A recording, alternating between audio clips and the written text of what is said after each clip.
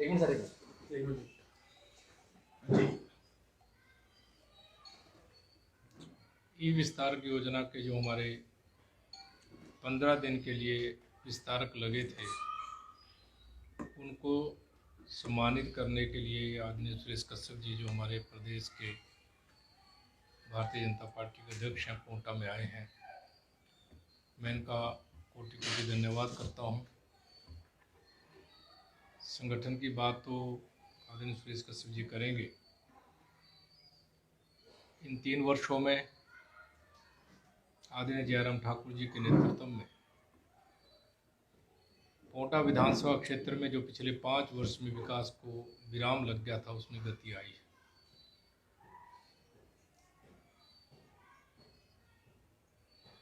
इसी महीने आदरणीय मुख्यमंत्री जी का कोटा विधानसभा क्षेत्र का फिर प्रवास हो रहा है। बस्ती संतोषगढ़ में अभी भी काम लगा है।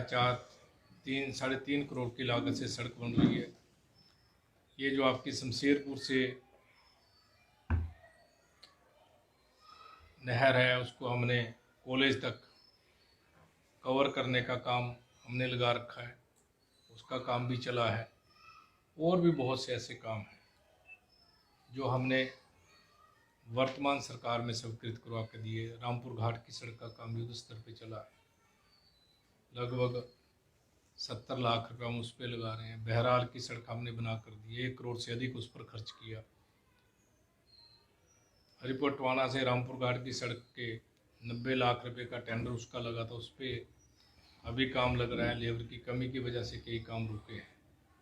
और भी बहुत सा विकास इन 3 वर्षों में आदरणीय जयराम ठाकुर जी की सरकार में कोटा विधानसभा क्षेत्र में हुए हैं। बहुत सी DPR, बहुत से काम हमारे पाइपलाइन में हैं। उन सब कामों को अगर हम करेंगे तो कोटा विधानसभा क्षेत्र निश्चित तौर पर विकास में बहुत आगे बढ़ेगा। 2 ब्रिजों का हमने काम खोड़ों वाला, मैरू वाला में लगा रखा है, कंप्लीट होने वाले हैं। आदरणीय मुख्यमंत्री जी ने अपने दौरे के दौरान उनका शिलान्यास किया था। आज भोज में भी हमने लगभग 50 नई सड़कें 8 पंचायतों में बना कर दी। 50 से अधिक सड़कें, कोई गांव हमने छोड़ा नहीं। समयाला तक हमने सड़क पहुंचा कर दी, कुलथीना में हमने सड़क बना कर दी, दिगाली में हमने सड़क बना कर दी।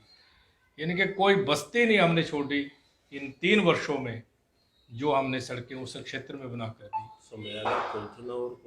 समयाला, कुलथीना, निगाली और आपका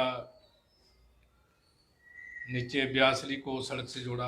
यानी कि मैंने कहा 50 से ज़्यादा सड़कें जो हमने इस बार बनाकर लोगों को जोड़ कर दी है। कोई बस्ती हमने नहीं छोड़ी उस क्षेत्र में। बाकी मैं तो यही कहना चाहता हूँ कि जो कोटा विधानसभा क्षेत्र का विकास पिछले 5 वर्ष में रुका था, कोटा विधानसभा क्षेत्र एकमात्र विधानसभा क्षेत्र था पिछले 5 वर्ष में जिसमें केवल नवाड़ में, जहां 100 करोड़ की स्कीमें स्वीकृत हो सकती थी, केवल मात्र 8 करोड़ की स्कीमें पिछले 5 साल कांग्रेस की सरकार के समय में स्वीकृत हुई थी। जो नवाड़ में सड़कें स्वीकृत नहीं करवा सकता, सिंचाई की स्कीमें स्वीकृत, बाकी जगह से कहाँ से फंड आए।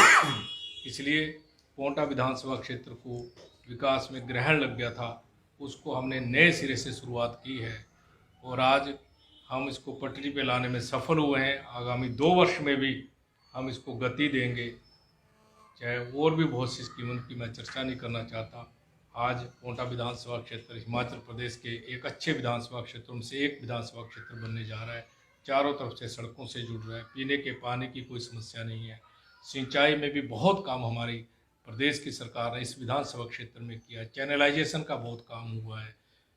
मुख्यमंत्री गृहिणी सुविधा योजना में लगभग 8,000 कनेक्शन इस विधानसभा क्षेत्र के लोगों को मिली। 80 से 70 साल हमने पेंशन की उम्र कम कर दी, तो उससे भी कोटा विधानसभा क्षेत्र के कम से कम 5500 लोगों को नई पेंशन लगी है। और उससे अलग भी किसान सम्मान निधि है और भी बहुत से काम हैं। और मुझे आशा है आने वाले 2 वर्ष में भी हम कोटा विधानसभा क्षेत्र की काफ़ी समस्याओं को कम करने में सफल होंगे। मैं तो केवल यही बात आपसे कहना चाहता हूँ। सड़कों की बात की आपने, चेपियां लगा के काम चलाया जा रहा है, सड़कों पे लोग प्रदर्शन कर रहे हैं, पीडब्ल्यूडी विभाग मुर्दाबाद के नारे। देखिए ऐसा है, जब सड़क है, जिस सड़क का अभी 5 साल पूरे हुए बने हुए नहीं, उन सड़कों पर हम जो है पैच वर्क से काम कर रहे हैं। और पैच वर्क से सारी सड़कें जहाँ जहाँ हमने पूरी सड़कें ठीक की है, कोई सड़क हमने छोड़ी नहीं है। इसलिए कांग्रेस का काम तो प्रदर्शन करना ही है, काम करना तो इनके समय में ग्रामीणों ने होता है। करा है, कांग्रेस ने नहीं। चलो आज की इस प्रेस वार्ता में मैं सभी पत्रकार बंधुओं का स्वागत करता हूं। प्रदेश अध्यक्ष बनने के बाद पहली बार आज पोंटा विधानसभा क्षेत्र में मुझे आने का मौका मिला। सांसद के रूप में कई बार आपसे रूबरू हुआ हूं, लेकिन प्रदेश अध्यक्ष की जिम्मेदारी मिलने के बाद आज पहली बार आपसे बातचीत करने का मौका मिला है। आज पोंटा विधानसभा क्षेत्र में हमारी जो प्रदेश की विस्तारक योजना चली थी और पिछले कल हिमाचल प्रदेश के चारों संसदीय क्षेत्रों की विस्तारक योजना पूर्ण हो गई, जिसको कि पहली बार डिजिटली किया गया, अर्थात डिजिटली डाटा कलेक्शन, डिजिटाइजेशन का काम भारतीय जनता पार्टी ने पूरा किया। और हिमाचल प्रदेश में जो हमारा लक्ष्य था उसको लगभग 100% हमने उसको पूर्ण किया। उसी दृष्टि से आज पोंटा विधानसभा क्षेत्र में हमारे जो 29 ग्राम केंद्र हैं, उसमें जो हमारे विस्तारक गए थे, जिन्होंने कि घर घर जाकर पार्टी के कार्य का विस्तार किया, उन सभी ग्राम केंद्रों के जो विस्तारक, उनका सम्मान का कार्यक्रम रखा गया था और आज हमने उन सभी को सम्मानित किया। अगर केवल मात्र पोंटा विधानसभा क्षेत्र की मैं बात करूं, यहाँ पर हमने 29 ग्राम केंद्र, 103 बूथ, उस दृष्टि से 103 बूथों के त्रिदेव, जिसको कि हम कहते हैं बूथों के अध्यक्ष, बीएलए बूथ पालक, 29 ग्राम केंद्रों के प्रमुख और 474 की वोटर्स और टोटल मिलाकर 3598 लोगों का डाटा डिजिटल किया। अर्थात इस विधानसभा क्षेत्र में जितना हमारी अपेक्षा थी 100% हमने कार्य को पूर्ण किया। और अगर हम पोंटा मंडल की बात करें तो लगभग 4000 से ज़्यादा लोगों का एक डाटा बैंक हमारे पास भारतीय जनता पार्टी के कार्यकर्ताओं का तैयार हो गया, जिसमें हमारे मंडल के लोग हैं, हमारे ग्राम केंद्रों के प्रमुख हैं, हमारी पार्टी की जो संरचना है उस दृष्टि से हमारे जो बूथ अध्यक्ष, बीएलए बूथ पालक हैं, हमारे पन्ना प्रमुख हैं, हमारे की वोटर्स हैं। और आज हमें इस बात की खुशी है, पोंटा विधानसभा क्षेत्र अपने लक्ष्य को 100% करने में कामयाब रहा। किसी भी समय हम इन 4000 लोगों से एक क्लिक के ऊपर जानकारी इनको दे भी सकते हैं और जानकारी ले भी सकते हैं। उनका टोटल डिजिटल डाटा हमारे पास उपलब्ध हो गया है। उस दृष्टि से ये योजना पूरे प्रदेश भर में चली थी। उसमें 1 सितंबर को हमने हमीरपुर संसदीय कार्यकर्ताओं ने एकत्र करके दिया। और आज भी हमारे कार्यकर्ता निरंतर ये प्रयास कर रहे हैं कि कोविड के कारण किसी प्रकार की दिक्कत हमारे लोगों को ना आए। इसके अलावा जिस प्रकार से भारतीय जनता पार्टी की सरकार माननीय जयराम ठाकुर जी के नेतृत्व में हिमाचल प्रदेश में काम कर रही है, मैं उनको बधाई देना चाहूँगा कि लगभग 3 वर्ष का कार्यकाल पूर्ण हो रहा है। और इन 3 वर्षों में जिस प्रकार से हिमाचल प्रदेश में काम हुआ, प्रदेश की बहुत सारी योजनाएं आज ऐसी हैं जिनका अनुसरण दूसरे राज्य भी कर रहे हैं।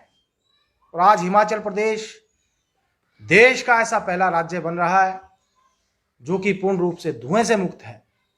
मुख्यमंत्री गृहिणी सुविधा योजना कहते थे, ये प्रयास हुआ कि हिमाचल प्रदेश में कोई भी माता बहन ऐसी ना रहे जिसके पास अपना गैस का कनेक्शन ना हो, हर अपने छोटे छोटे कामों के लिए ऑफिसों के चक्कर ना काटने पड़े। उस दृष्टि से हिमाचल प्रदेश में जनमंच का आयोजन किया गया। और कोविड के कारण जो बीच में जनमंच में दिक्कत आ गई थी, प्रदेश सरकार ने सोशल डिस्टेंसिंग का ध्यान रखते हुए और कोरोना के लिए जो आवश्यक जिस प्रकार से कोरोना के लिए जो भी आवश्यक रूप से करना है उस सब को ध्यान में रखते हुए, सोशल डिस्टेंसिंग का पालन करते हुए, मास्क का उपयोग करते हुए 8 तारीख से 8 नवंबर से फिर से जनमंच हिमाचल प्रदेश में प्रारंभ किया है। अनेकों ऐसी योजना हिमाचल प्रदेश की जिनको कि हिमाचल प्रदेश में लागू किया गया, उसमें चाहे हम मुख्यमंत्री स्वावलंबन योजना की बात करें, हम जो अभी कोविड के समय में जिस प्रकार से प्रदेश सरकार ने काम किया, 2.5 लाख से ज्यादा लोगों को कोरोना के समय में जो दूसरे राज्यों में फंसे थे उनको वापस लाने का काम किया गया, मजदूरों को उनके खातों में पैसा डालना, आशा वर्कर के खातों में पैसा डालना, गरीबों को 5 किलो चावल 1 दाल मुहैया करवाना और उसको नवंबर माह तक जारी रखना। गृहिणी सुविधा योजना या उज्ज्वला योजना के तहत 3 मुफ्त गैस के सिलेंडर हमारी माताओं बहनों को उपलब्ध करवाना। मनरेगा की तर्ज पर शहरी क्षेत्र के लिए भी रोजगार योजना प्रारंभ करना ताकि शहरी क्षेत्र के लोगों को भी इसी प्रकार से मनरेगा की तरह कार्य मिल सके। और मुख्यमंत्री जी ने जिस प्रकार से काम किया उनकी कार्यकुशलता के लिए उनको बेस्ट परफॉर्मिंग चीफ मिनिस्टर भी आंका गया।